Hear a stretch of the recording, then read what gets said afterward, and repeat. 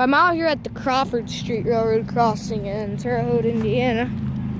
It's on the CSX north-south main line, Chicago-Atlanta main line.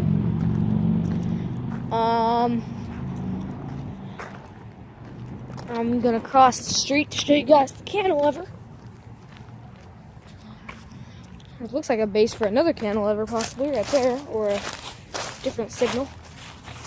So, I also have a little story to tell about this crossing once we get over to that mast signal, because it has lots of issues, but it looks like they've fixed at least one of them.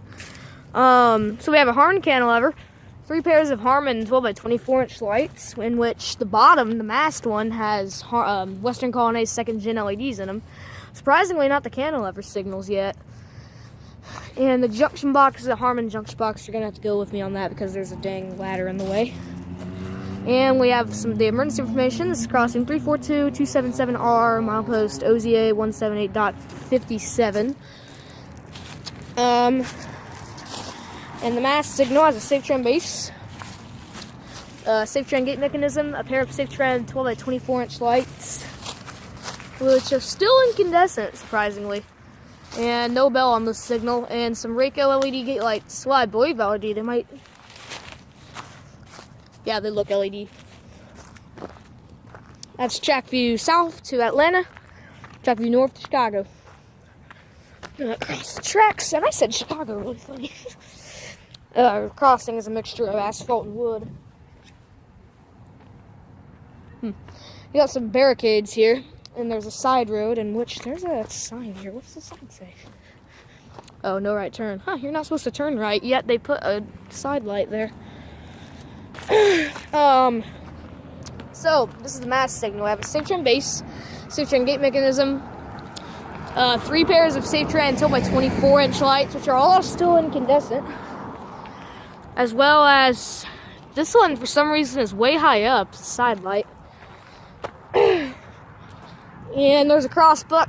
There's the crossbuck and some regular LED gate lights, more emergency information, and the bell on the signal is a GS Type 2 E-bell, it looks like. However, last time I was here, not on video, but last time I was here, like really just a few days ago, there was a GS Type 1 E-bell here, and since like for 5 years it's been dead for some reason.